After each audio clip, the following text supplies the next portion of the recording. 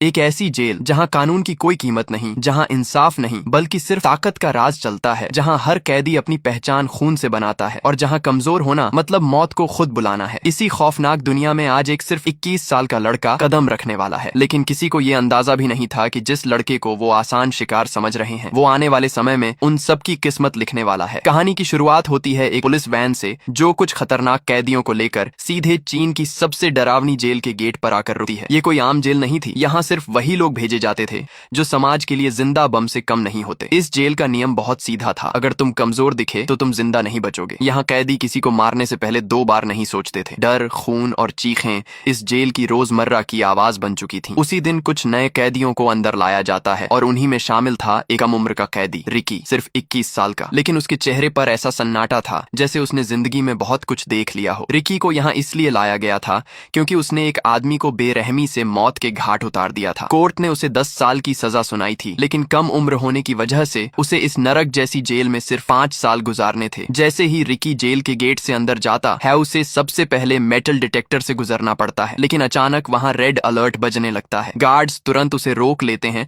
और पूरी तलाशी लेते हैं। लेकिन हैरानी की बात यह थी कि उसके पास से कोई हथियार या लोहे की चीज नहीं मिलती। फिर भी मशीन बार बार यही दिखा रही थी कि उसके शरीर में कहीं न कहीं मेटल मौजूद है। अब गार्ड्स उसे एक्सरे रूम में ले जाते हैं और जैसे ही मशीन चालू होती है, वहां खड़े सभी लोगों के होश उड़ जाते हैं, क्योंकि रिकी के सीने में एक नहीं पूरी 5 गोलियां फंसी हुई थीं और वही गोलियां मशीन को अलर्ट कर रही थीं। सबसे डरावनी बात यह थी कि इतनी गोलियां शरीर में होने के बावजूद वो लड़का बिल्कुल नॉर्मल खड़ा था, जैसे कुछ हुआ ही नहीं। गार्ड हैरान होकर उससे पूछता है, तुमने इन गोलियों को निकलवाया क्यों नहीं? तब रिकी ठंडी आवाज में जवाब देता है, ये गोलियां मेरे लिए कमजोरी नहीं, मेरी ताकत है। इसके बाद हमें पता चलता है कि ये जेल 4 खतरनाक ब्लॉक्स में बंटी हुई है और हर ब्लॉक पर राज करता है एक ऐसा कैदी जिससे पूरा जेल कांपता है। ये चारों अपने इलाके के बादशाह थे, जो चाहते वही करते, जिसे चाहते सजा देते। उनकी मर्जी के बिना वहां कोई सांस तक नहीं ले सकता था। इस जेल का हर कोना जुल्म, डर और खून से रंगा हुआ था। सुबह होते ही सब अपने कामों में लगे हुए थे। तभी वहां एक कैदी आता है जिसका नाम सैमल था, जो वेस्ट ब्लॉक का लीडर था। वह आते ही वहां एक बूढ़े कैदी विंग को पीटने लगता है, क्योंकि उसने उसका कहना नहीं माना था, इसीलिए वह उसे वहां पीट डालता है। दरअसल यह आदमी अपनी पूरी जिंदगी इस जेल में बिता चुका था और उसे इस जेल से बाहर जाने की कोई भी उम्मीद नहीं नजर आ रही थी, क्योंकि उसे पता था कि वह इन जालिम और बेरहम कैदियों के बीच ज्यादा देर तक जिंदा नहीं बच पाएगा। इसलिए उसने जेल में ही एक छोटा सा खिलौना अपने बेटे के लिए बनाया, ताकि वह अपने बेटे को एक आखिरी तोहफा दे सके। लेकिन इसी दौरान वह खिलौना सैमुअल उठा लेता है। वह बूढ़ा कैदी अपना खिलौना उससे वापस मांगता है, क्योंकि यह खिलौना उसने अपने बेटे के लिए बहुत मेहनत से बनाया था। लेकिन तभी सैमुअल वो खिलौना उसके सर पर दे मारता है, जिससे वो नीचे जा गिरता है और उसके खिलौने के टुकड़े टुकड़े हो जाते हैं। सैमुअल उसे धमकी देता है कि अगर आज के बाद मुझसे पंगा लिया तो जान से मार डालूंगा। यहाँ वह बूढ़ा उसके ताने सुन सुनकर पूरी तरह तंग आ चुका था और अब उसके दिल में सैमुअल के लिए एक बदले की आग भड़क उठती है। इसीलिए वह खिलौने का टूटा हुआ टुकड़ा उठाकर उसकी तरफ भागता है, लेकिन सैमुअल का चमचा उसके आगे अपनी टांग अड़ा देता है और मौके पर ही सैमुअल वो खिलौना उठाकर जोर से उसके मुंह पर दे मारता है, जिससे वह वहीं तड़पने लगता है। उसकी दर्दनाक चीखें सुनकर गार्ड वहां आ जाता है, लेकिन इससे पहले कि वो गार्ड उसे उन दरिंदों से बचाता, वो उल्टा उन्हें उसे और पीटने के लिए कहकर चला जाता है। सैमुअल अपने चमचों के साथ दिलेरी से आगे जा ही रहा था, तभी रिकी आकर उसके पैर पर लात दे मारता है, जिससे उसका मुंह सीधा नीचे पड़ी नुकीली कीलों के आर पार हो जाता है और वो कीलों की लकड़ उसकी आंख फोड़कर रख देती है। इसी दौरान उसका चमचा आकर रिकी पर हमला करने ही वाला था, लेकिन जब रिकी ने उसकी तरफ घूर कर देखा तो उसके अंदर ऐसा खौफ बैठा कि वह तीनों वहां से उल्टे पैर भाग निकले। यहाँ सैमुअल तो किसी तरह बच गया, लेकिन वह अपनी एक आंख से अंधा हो चुका था, इसीलिए अब उसके अंदर बदले की आग भड़क रही थी। वह अब हर हाल में रिकी का काम तमाम करने के लिए अपनी जान लगा देगा, लेकिन बदला लेकर ही रहेगा। इसी दौरान उसका वही चमचा आता है और कहता है कि हमें रिकी को मारने के लिए मैट ड्रैगन की जरूरत होगी, वो उसे हर हाल में मार डालेगा। मैट ड्रैगन इस जेल में सबसे खतरनाक कैदी है, जो किसी को भी जिंदा नहीं छोड़ता। अगर कोई उससे पंगा लेता तो वह उसे अपने एक ही हाथ से खत्म कर देता। मैट ड्रैगन को वार्डन ने अभी के लिए एक काल कोठरी में बंद किया हुआ है, क्योंकि उसने पिछले दिन ही एक कैदी को बेरहमी से मार डाला था। उसी दिन सैमुअल एक गार्ड से डील करता है और कहता है कि आज ही विंग को बताओ कि उसकी सजा और बढ़ा दी गई है और अब वह इस जेल में पूरे 20 साल और बिताएगा। इसलिए वह गार्ड सीधा उसके पास आता है और बताता है कि अब तुम्हारी रिहाई कैंसिल कर दी गई है और अब से तुम्हें 20 साल और इस जेल में गुजारने होंगे। यह सुनकर उस बूढ़े कैदी के पैरों तले जमीन ही खिसक जाती है, क्योंकि उसे पता था कि अगर अब वह इस जेल में रहा तो सैमुअल उससे अपना बदला जरूर लेगा और उसे तड़पा तड़पा कर मारेगा। इसलिए वो गार्ड्स के पैर पकड़कर उनसे रिहाई की भीख मांगता है, लेकिन वो गार्ड्स आगे से उल्टा उसे पीट कर वहां से चले जाते हैं, इससे पहले कि अब वो और तड़प तड़प कर यहाँ अपनी जिंदगी गुजारता। उसी रात वो अपने आप को फांसी पर लटकाकर खत्म कर देता है। ये खबर पूरी जेल में फैल जाती है और रिकी को भी पता चल जाता है कि जिसकी उसने उस दिन जान बचाई थी वो मारा जा चुका है। जब गार्ड्स उसकी लाश वहां से ले जा रहे थे तब वहां रिकी आता है। वह जब विंग के हाथ पर लगी हथकड़ी देखता है तो वह उन गार्ड्स को उसके हाथों से हथकड़ी खोलने के लिए कहता है, क्योंकि वह मर चुका है, अब तो उसे आजाद कर दो। तभी रिकी उसकी हथकड़ी को वहां आसानी से तोड़ डालता है। ये देखकर वो गार्ड्स हैरान रह जाते हैं कि इतनी मजबूत हथकड़ी कोई आम इंसान कैसे तोड़ सकता है। रिकी विंग का वही खिलौना निकालता है जो उस दिन सैमुअल ने तोड़ा था और जिसे रिकी ने ठीक कर दिया था। वो उस खिलौने को उसकी बॉडी पर रख देता है ताकि उसे थोड़ा सा सुकून मिल सके। अब विंग को मरता देखकर उसका दिल अंदर से टूट जाता है और एक बार फिर से रिकी के अंदर बदले की आग भड़क जाती है और अब वह सैमुअल से विंग का बदला लेकर ही रहेगा। अगली सुबह सब कैदी नहाने के लिए आते हैं। जब रिकी नहा रहा था तब वहां सैमुअल आकर उसे घूर घूर कर देखने लगता है और इसी दौरान वहां वह सांड कैदी मैड ड्रैगन आ जाता है। वह सीधा आकर उसके मुंह पर मुक्का दे मारता है और रिकी गुब्बारे की तरह उछलता हुआ एक कोने पर जा गिरता है। लेकिन आगे से रिकी भी एक तूफान की तरह उठ खड़ा होता है और उसके पेट पर इतने जोर का मुक्का मारता है कि उसका पेट अंदर से फटकर बाहर आ जाता है और वह मौके पर ही मारा जाता है। यह देखकर सैमुअल एक कील को लेकर सीधा रिकी के हाथ के अंदर घुसा देता है, लेकिन आगे से रिकी भी उसकी सब उंगलियों को एक तीली की तरह तोड़ देता है। अब रिकी का बदला लेने का वक्त आ चुका था और वो मौके का फायदा उठाकर एक मुक्का सीधा सैमुअल के पेट से आर पार कर देता है और आखिरकार सैमुअल का काम वहीं पर तमाम हो जाता है। सामने खड़े कैदी यह सब देखकर अपने होश ही खो बैठते हैं। इसी दौरान गार्ड आकर उसे वहां से पकड़ कर ले जाते हैं। तभी वहां एक कैदी नरोमी जो नॉर्थ ब्लॉक का लीडर था वह उसके पास आता है। आया तो वह रिकी के अंदर अपना डर बैठाने के लिए था, लेकिन जब उसने रिकी के हाथों मैड ड्रैगन को मरते देखा तब वह उसे चूहे की तरह अपना दोस्त बनने के लिए कहता है। लेकिन रिकी उसे कुछ भी कहे बिना वहां से चला जाता है। उसे सीधे एक ऐसे सेल में बंद कर दिया जाता है जहां सबसे खतरनाक कैदियों को रखा जाता था, जैसे पहले मैड ड्रैगन था। इसीलिए अब उसे भी यहाँ इस सेल में छोड़ दिया गया। लेकिन तभी उसके सीने के अंदर दर्द शुरू हो जाता है और इसी के साथ हमें फ्लैशबैक का सीन दिखाया जाता है जब वह एक स्टूडेंट था और उसके माँ बाप पहले ही इस दुनिया से जा बसे थे। वह अपनी माँ बाप की कब्र पर आता है तो वहां उसके सामने उसका मास्टर जैंग खड़ा हुआ था जो बचपन में उसे मार्शल आर्ट की ट्रेनिंग देता था। मास्टर उसे उसकी ताकत दिखाने के लिए कहता है, लेकिन जैसे ही वह मास्टर पर हमला करता है मास्टर उसे एक ही झटके में नीचे गिरा देता है। इसलिए यहाँ मास्टर उसे बताता है कि तुम अभी पूरी तरह मार्शल आर्ट में मास्टर नहीं बने हो, तुम्हारे अंदर अभी भी कमजोरी है जिसे तुम्हें पूरा करना होगा और उसे पूरा करने के लिए अभी काफी समय लगेगा, तब जाकर तुम एक मजबूत फाइटर बन पाओगे। इसीलिए यह सुनकर रिकी मास्टर के कदमों में जा गिरता है और दुखी मन से कहता है कि मुझे हर हाल में मास्टर बनना है, मैं अपनी कमजोरी को दूर करूंगा चाहे कितना भी समय लगे। इसीलिए उसी दिन मास्टर उसे ट्रेनिंग देना शुरू कर देता है और यहाँ मास्टर रिकी से कहता है कि सबसे पहले तुम्हें अपने दिमाग पर कंट्रोल करना होगा, फिर तुम्हें अपने दिमाग से सारा गुस्सा और नफरत बाहर निकालनी होगी। मास्टर उसके सामने एक पत्थर रखकर कहता है कि अपने पूरे दिमाग को कंट्रोल करके इसे तोड़कर दिखाओ। इसीलिए रिकी खुद को काबू करके वहां रखे पत्थर को एक कागज की तरह चीर डालता है। ये देखकर मास्टर वहां उस पर पत्थरों की बारिश कर देता है। आगे से रिकी भी उन्हें ऐसे चीरता डालता जैसे कोई तूफान हो। आखिर में मास्टर सबसे बड़ा पत्थर उठाकर सीधे उसके सीने पर दे मारता है, लेकिन रिकी उसे भी आसानी से तोड़ देता है। अब यहाँ मास्टर को समझ आ जाती है कि रिकी अपने आप पर पूरी तरह कंट्रोल करना सीख गया है और अब उसे और ट्रेनिंग की जरूरत नहीं है। इसके बाद सीन शिफ्ट होता है और हमें रिकी दिखाया जाता है जो अपने सेल में बैठा था। इसी दौरान वहाँ एक गार्ड आकर उसे कहता है कि तुम्हें असिस्टेंट वार्डन ने बुलाया है, इसलिए उसे सीधे असिस्टेंट वार्डन के पास लाया जाता है जिसका टेबल खाने से भरा पड़ा था। उसका एक हाथ नहीं था, इसलिए उसने अपने हाथ की जगह पर 2 कुंडों वाली हुक लगा रखी थी और खाना भी वह उसी हुक से खा रहा था। वार्डन गार्ड को रिकी की रिपोर्ट पढ़ने को कहता है। गार्ड उसकी रिपोर्ट पढ़कर बताता है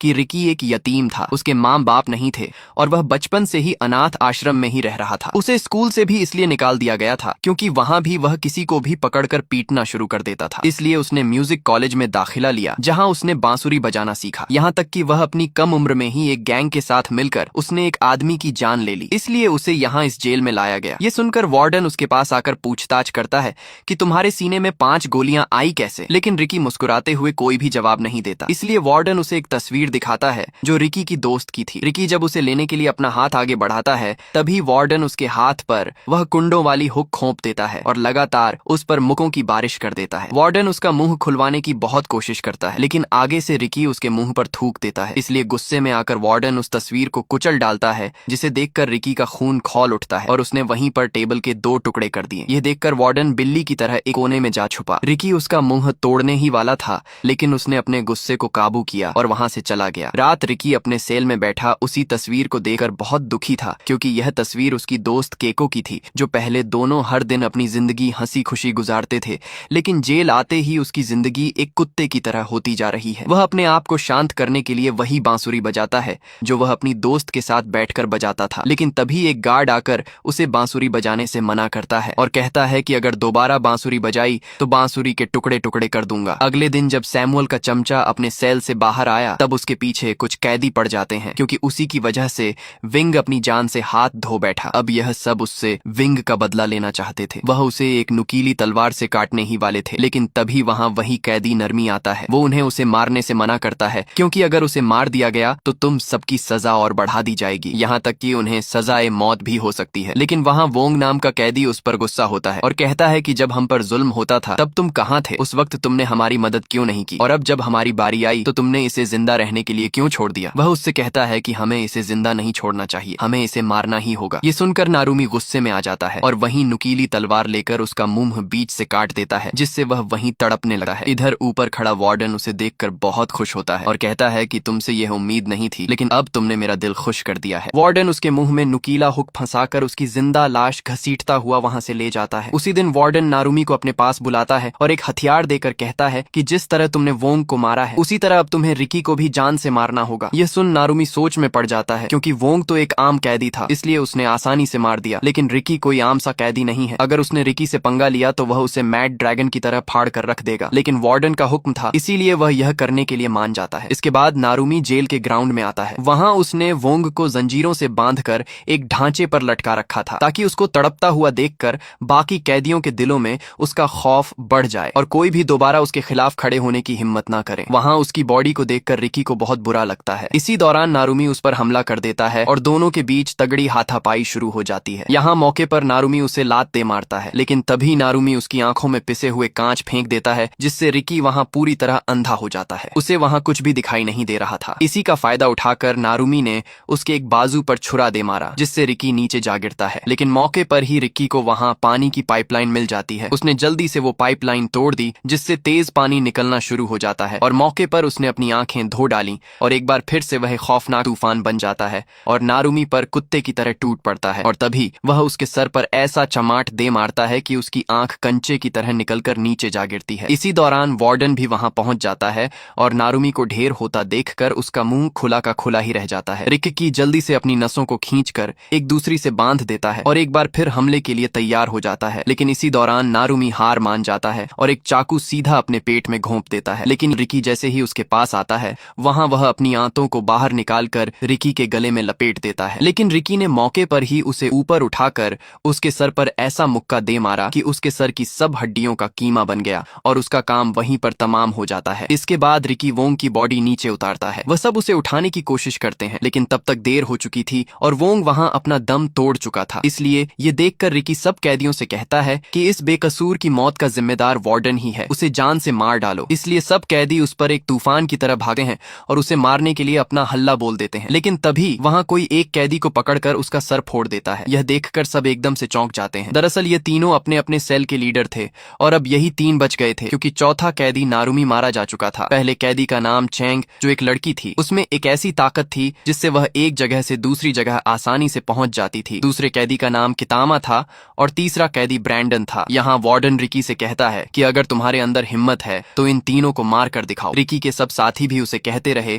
कि इन सबको मार डालो, लेकिन रिकी आगे से कुछ भी नहीं बोलता और सीधा वोंग की लाश को उठाकर वहां से जाने लगता है। वार्डन उसे एक ऑफर देता है और कहता है कि मैं तुम्हें नॉर्थ सेल का लीडर बनाना चाहता हूँ, क्योंकि नारुमी मारा जा चुका है, इसीलिए अब मैं उसकी जगह तुम्हें रखना चाहता हूँ। मैंने तुम जैसा ताकतवर कैदी आज तक नहीं देखा। लेकिन रिकी आगे से उसे कुछ भी नहीं कहता, क्योंकि वह उसके इशारों पर नाचने वाला सांप बनना नहीं चाहता था। वह अब पूरी तरह टूट चुका था, क्योंकि उसी की वजह से सब उसके साथी अपनी जान से हाथ धो बैठे। दूर बैठा एक लड़का जो इस जेल में कैदी था, वो रिकी को देख रहा था। जब रिकी एक पते से धुन बजाता है, तब वह लड़का भी पते से धुन बजाने की कोशिश करता है, लेकिन कई कोशिश के बाद भी वह धुन नहीं बजा पाता। तभी रिकी उसके पास आकर बैठ जाता है और उसे धुन बजाना सिखाता है, लेकिन इसी दौरान वह लड़का आगे से रोने लगता है। रिकी उससे कहता है कि तुम रो क्यों रहे हो, आखिर वजह क्या है? तब वह लड़का अपना मुंह खोलता है तो वहाँ उसकी आधी जुबान कटी हुई थी। दरअसल वार्डन का एक राज था जो सिर्फ उसे ही पता था, इसीलिए वार्डन ने अपना राज छुपाने के लिए उसकी जुबान जुबान ही काट दी। यह देखकर रिकी के अंदर वार्डन से बदला लेने की आग और भी बढ़ जाती है। रिकी उसे अपनी वो बांसुरी दे देता है। जैसे ही वह उस बांसुरी को बजाता है तब वह बांसुरी बजने लगती है, जिसे देखकर वह बहुत खुश होता है। खुशी के बदले में वह लड़का रिकी को कुछ पत्ते देता है ताकि वह भी उन पत्तों से बांसुरी बजा सके। लेकिन जब रिकी उन पत्तों को देखता है तो उसे शक पड़ जाता है, क्योंकि वह पत्ते नशा बनाने के लिए इस्तेमाल होते हैं और हकीकत में सब सेल के लीडर इन पत्तों को बेच के काफी तगड़ा पैसा छाप रहे थे। रिकी उससे पूछता है कि यह पत्ते तुम्हें कहाँ मिले। वह उसे बताता है कि मैंने ये पत्ते वेस्ट ब्लॉक से लिए थे। इधर वही लड़की उन्हें ऊपर से छुप कर देख रही थी, क्योंकि वही थी वेस्ट ब्लॉक की लीडर जो सबको ये पत्ते बेचती थी। वो लड़की सीधा एक कमरे में आकर अपने दोस्तों को सब कुछ बताती है कि हमारा पोल खुल चुका है, क्योंकि उस लड़के ने उन पत्तों के बारे में रिकी को बता दिया है। इसलिए वह उस लड़के को अपने पास बुलाती है और वहाँ एक लीडर उसे एक चाकू देकर कहता है कि तुम्हें आज रात रिकी का काम तमाम करना होगा, नहीं तो कल सुबह तुम जिंदा नहीं उठ पाओगे। लेकिन आगे से वो लड़का उसे साफ साफ मना कर देता है। इसलिए गुस्से में आकर वो लड़की उसे बेरहमी से मार डालती है। उन्होंने उसकी लाश जेल के बीच रख दी थी और सब कैदी वहाँ उसकी लाश को देखकर बहुत डरे हुए लग रहे थे। जब रिकी को यह पता चलता है तो वह सीधा उसकी लाश के पास आता है। वहाँ उसकी बॉडी को उन जालिमों ने पीस डाला था। लाश के पास आते ही रिकी को वही बांसुरी पड़ी मिलती है जो उसने उस दिन उस लड़के को दी थी। रिकी अपने साथी को मरता देखकर उसके अंदर गुस्सा उभर आता है। इधर वार्डन को भी उस लड़की के काले करतूत पता चल चुके थे, जिससे वह उस पर बहुत गुस्से होता है। दूसरी तरफ रिकी ने पूरे का पूरा उन पौधों का बाग ही जलाकर राख कर डाला। वो लड़की वहाँ भाग कर आती है, लेकिन तब तक देर हो चुकी थी और उसके सब पौधे जलकर वहाँ राख बन गए थे। रिकी गुस्से से उसे कहता है कि जिस तरह तुमने मेरे साथी को मारा है उसी तरह मैं भी तुम्हें तड़पाड़ पाकर मारूंगा। उन दोनों के बीच लड़ाई शुरू होने ही वाली थी कि तभी वह लड़की गोली की तरह भागकर उसे ऐसा मुक्का दे मारती है। वह उड़ता हुआ सीधा एक दीवार के साथ जा लगता है। इधर जब जेल के अंदर सब कैदियों को पता चलता है कि बाहर आग पूरी तरह फैलती जा रही है, इसलिए सब कैदी मौके का फायदा उठाकर वहां से बाहर भागने लगते हैं। सब कैदी अपनी आजादी के लिए उस बिल्डिंग से बाहर नीचे भाग जाते हैं, क्योंकि उनके पास यही एक आखिरी मौका था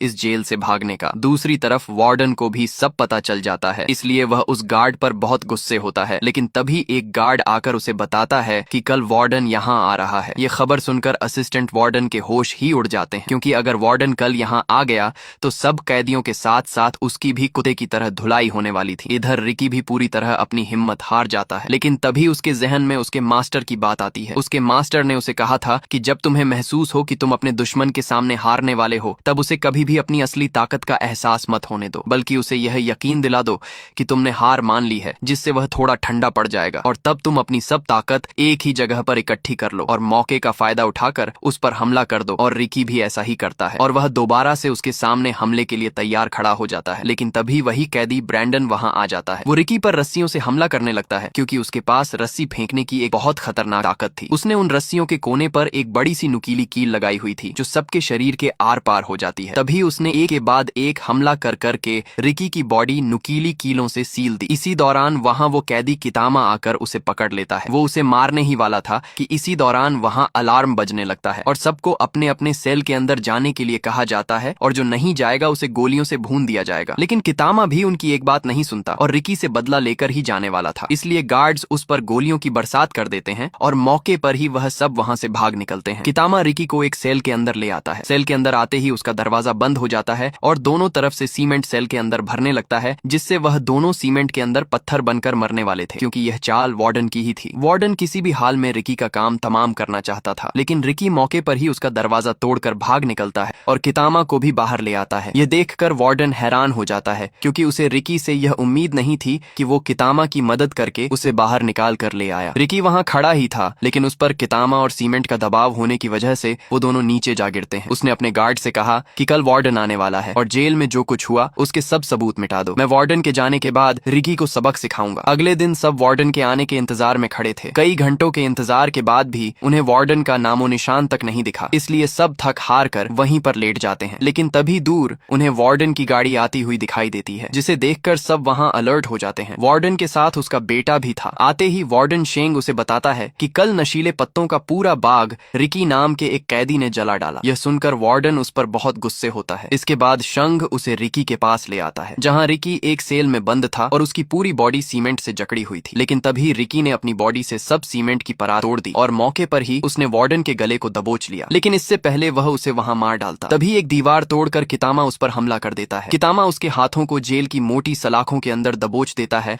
और उस पर लगातार मुक्कों की बारिश कर देता है। एक के बाद एक मुक्का रिकी की कमर तहस नहस कर देता है। रिकी ने उस दिन उसकी जान बचाई, लेकिन उसने उस पर जरा भी रहम नहीं किया। कितामा उसका सर दबाकर फोड़ने ही वाला था, तभी उसने अपनी पावर दिखाई और उसके गले पर ऐसा मुक्का मारा कि उसका गला फटकर बाहर आ गया। मौके पर रिकी ने उसके हाथ पर ऐसा वार किया कि उसकी सब उंगलियां बिखर कर नीचे जा गिरी और कितामा वहीं पर मारा जाता है। यह देखकर वार्डन ने ऊपर से हाइड्रोलिक प्रेस चालू कर दी, जिसे रिकी रोकने की बहुत कोशिश करता है, लेकिन तभी वार्डन उसे एक जोरदार बिजली का झटका दे मारता है, जिससे तड़प कर वो नीचे जा गिरा। वो हाइड्रोलिक प्रेस भी तेजी से उसके ऊपर आ रही थी, लेकिन इसी दौरान वो हाइड्रोलिक प्रेस अचानक ऊपर जाने लगी है। तब हमारे सामने कितामा आता है, जो अभी भी जिंदा था। उसने उस हाइड्रोलिक प्रेस को ऊपर दबा कर रखा हुआ था, क्योंकि उसके दिल में रिकी के लिए रहम आ गया था, क्योंकि रिकी ने भी उस दिन उसकी जान बचाई थी। इसी का फायदा उठाकर रिकी दरवाजा तोड़कर बाहर निकल आता है। वो तुरंत हाइड्रोलिक प्रेस को रोकता है और कितामा को बाहर आने को कहता है, लेकिन कितामा इतना जख्मी हो चुका था कि वह अपने पैर हिला भी नहीं पा रहा था। और यहाँ कितामा अपनी हिम्मत हार जाता है और वह हाइड्रोलिक प्रेस उसे कुचल डालती है। मरते वक्त कितामा से एक फोटो उड़कर आती है। जब रिकी उसे देखता है तो उस तस्वीर में कितामा और उसकी माँ थी। ये देख रिकी वार्डन पर अपना गुस्सा निकालता है, इसलिए वार्डन एक और बटन दबा देता है और रिकी दोबारा से एक गड्ढे में जा गिरता है। इसके बाद रिकी को एक बड़ा सा गड्ढा खोदकर उसे उसके बीच जंजीरों से बांध कर रखा हुआ था। तभी वार्डन वहां आकर कहता है कि सब कैदी एक एक करके रिकी के ऊपर मिट्टी फेंकना शुरू कर दें, लेकिन वहां खड़े दो कैदी उसे साफ साफ मना कर देते हैं